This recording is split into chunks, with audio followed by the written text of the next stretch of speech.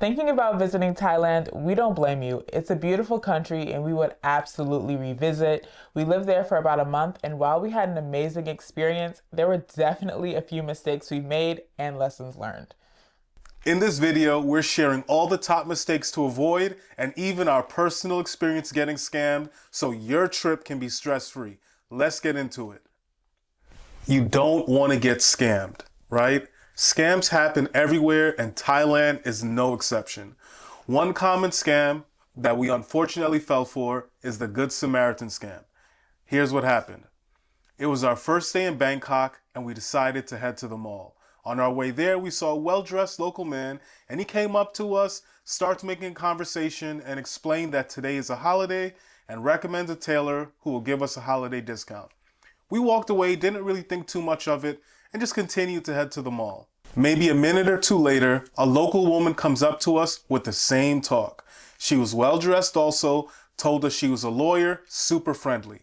Recommended that we go to a tailor instead of the mall because the quality will be better, blah, blah, blah, blah, blah.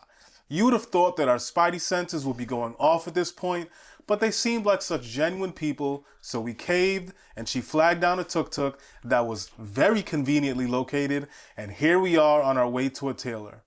We get there and that's when things start to go downhill. So these super persuasive salesmen measure us, they start showing us different fabrics, the whole works. And the entire process felt rushed and overwhelming from the beginning. Like, I remember feeling pressured to buy more than what I wanted, and I hated that. I totally should have followed my gut from the moment we stepped into that place. But after everything was said and done, we get the bill, and I was thinking, like, why is this so expensive? I'm talking about the New York tailor-made prices. And are we not in Thailand right now? Like, I was very confused. But we paid for it anyway. Honestly, I didn't think too much of it because Irene's birthday was coming up. I wanted her to have some nice pieces, wanted my wife to feel special. So the tuk-tuk takes us back to our hotel, and all the while, he's still trying to get more money out of us, trying to send us to jewelry shops and whatnot. And at this point, I'm fed up with the whole experience. It just isn't sitting right with my spirit. So I start Googling, and I find very similar situations happening to other tourists as well. So Irene showed me the reports that she's seeing from Google. I immediately called the tailor shop to cancel the order. Mind you, this is only within 15 to 30 minutes of leaving. The guy is telling us that it's too late, they've already started cutting the fabric, just making all these excuses. At this point, we knew we were just gonna take our L, but the worst part of it was when the clothes came weeks later, they didn't fit, the fabric wasn't even close to what we chose in the shop. It was just all a complete waste. Yeah. So while scams do happen, don't let this stop you from visiting. There are very genuine and kind people that we did meet in Thailand. So just let our experience be a lesson for you. Yes. And to make sure that this experience doesn't happen to you, we don't want you to get scammed. So in the description, we'll leave a link to the common scams in Thailand that you should be aware of to avoid these situations. And you don't want to miss out on Thailand's festivals. Thailand has some of the most unique festivals globally, and if possible, you should plan your trip around them. We actually did this by accident, but when we were there during Songkran, and that is essentially a massive water fight that everyone gets involved in, from the kids all the way up to the adults, grandma, grandpa, you name it. So while we were there, one of the days, we were walking to the store, and we saw a bunch of people on the street. We saw the water guns and we weren't really sure what was going on. But just know we got involved. We had a great time and it was really cool interacting with the locals and participating in their festival with them. My only regret is that we didn't know about it and we would have been better prepared. But now you know, so make sure to see if you can plan your trip around it and have some fun with people in Thailand. Another mistake you want to avoid is not withdrawing enough cash for everyday transactions. Street vendors, local markets, and transportation options, they operate usually on a cash-only basis, so it's always good to have enough cash on hand. Which brings us to point number 3. Don't leave your debit card in the ATM. It is so easy to forget your card in an ATM abroad because many international ATM machines, they require you to remove your cash first before returning your card. The reversal of this usual process can throw you off, especially if you're in an unfamiliar area or you're distracted, so always double check for your card before leaving. We would also recommend getting a Charles Schwab investor checking account. It comes with a very travel-friendly debit card that reimburses you for your ATM fees. We love that account. Another thing you don't want to do is overwhelm your itinerary, because Thailand is huge and it offers everything from bustling cities like Bangkok to nice islands and beaches and mountainous regions, cultural landmarks, like you can literally find everything there. So traveling between these areas can be time consuming, and trying to cram too much into one trip is not what you want. Many travelers underestimate how much there is to do and see in Thailand. For example, the popular areas of Thailand, such as Bangkok and Chiang Mai and Phuket, can easily take a week or more to fully enjoy these main spots. So trying to add another country to your trip can dilute the experience and leave you with less time to appreciate everything Thailand has to offer. So don't overpack your itinerary. It's important to know what you want out of a trip and what type of traveler you are, because that automatically helps you narrow down the areas that are best for you. So this one you definitely want to make sure of. You want to compare rideshare prices. Using Thailand's rideshare apps are very reliable, and we easily prefer using them over traditional taxi services every time. But you want to make sure that you're comparing the prices between the different apps. Check the prices from Bolt and Indrive, and not just the popular Grab app, to make sure that you're getting the best price. We found that Indrive is typically the best price, but be advised, it is only cash only when you use that app.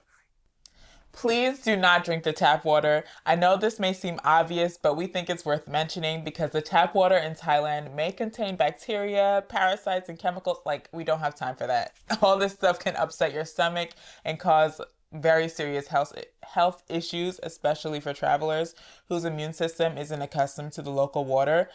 Even the locals typically don't drink tap water, so rely on bottled or filtered water for drinking, which is widely available and very inexpensive throughout the country.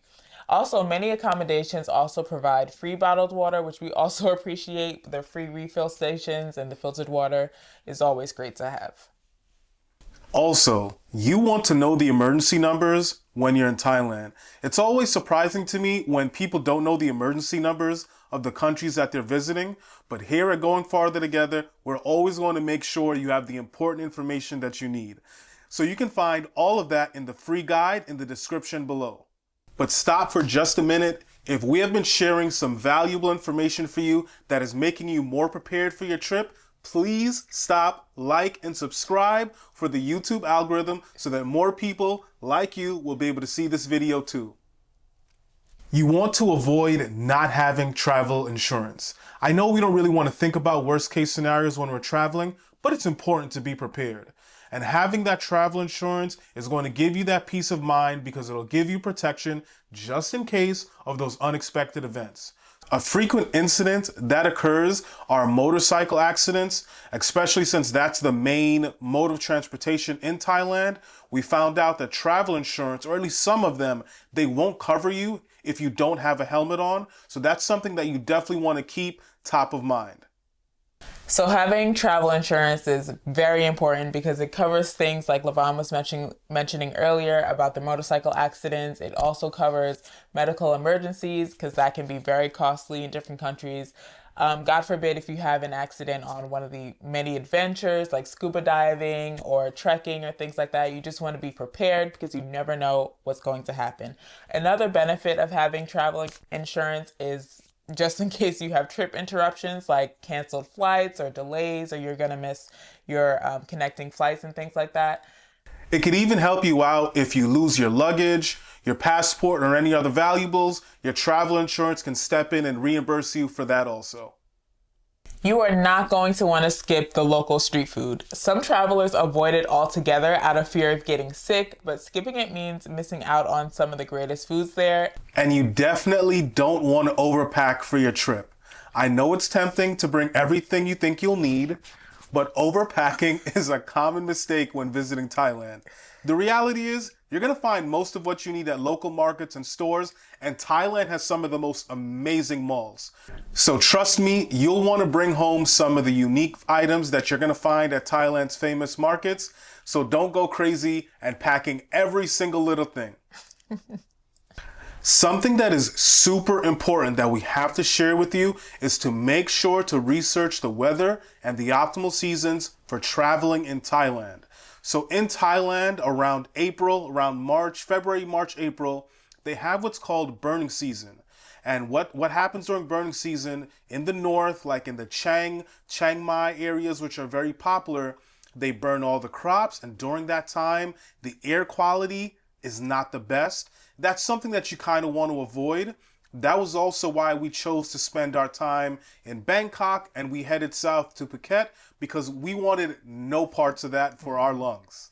So make sure that you check that out so you don't end up being in the north right in the middle of burning season. Yeah, we had to reroute our whole trip because we did not know anything about burning season. So now you guys know. You're welcome. You also want to avoid Thailand's rainy season. This typically lasts from May to October, which can bring very heavy downpours and flooding in some areas, and this can definitely be disruptive to your travel plans, especially in regions like the islands where activities like the beach outings and the boat outings may be limited, so be mindful of that. But know that rainy season doesn't necessarily mean that it rains all day long. And that's all we have for you today. I hope that throughout these tips you found something that will be helpful to you when planning your trip to Thailand. You definitely will know a lot more than what we did going there, and you'll be way more prepared. So if you enjoyed this video, give it a thumbs up, and we will see you in the next one. Bye.